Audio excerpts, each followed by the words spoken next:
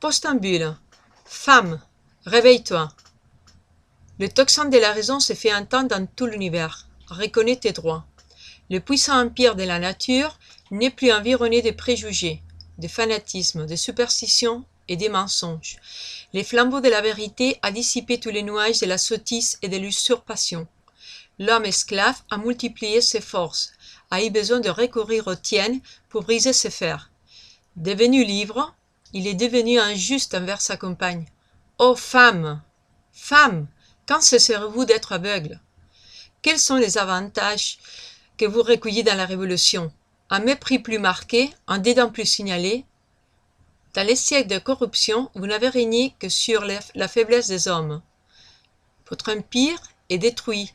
Que vous reste-t-il donc? La conviction des injustices de l'homme.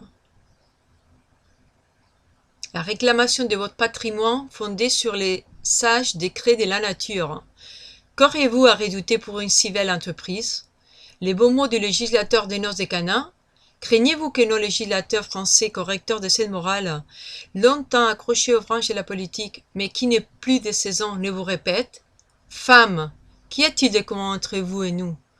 Tout auriez-vous à répondre, s'ils s'obstinent, dans leur faiblesse, à mettre cette conséquence en contradiction avec leurs principes. Opposez courageusement la force de la raison aux vaines prétentions de supériorité. Réunissez-vous sous les étendards de la philosophie.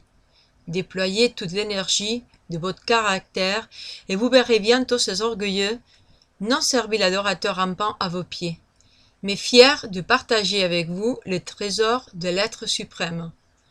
Quelles que soient les barrières que l'on vous oppose, il est en votre pouvoir de les affranchir. Vous n'avez qu'à les vouloir. Passons maintenant à l'effroyable tableau de ce que vous avez été dans la société, et puisqu'il est question, en ces moments d'une éducation nationale, voyons si nos sages législateurs penseront sainement sur l'éducation des femmes. Les femmes ont fait plus de mal que de bien.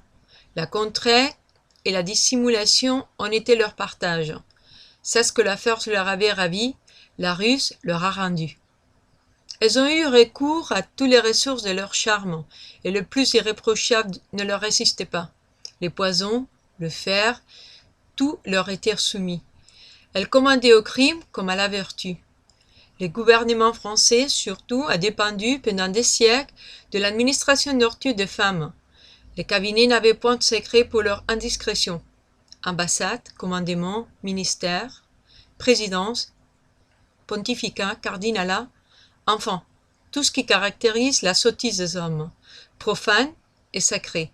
Tout a été soumis à la cupidité et à l'ambition de ce sexe, autrefois méprisable et respecté, et depuis la Révolution, respectable et méprisé.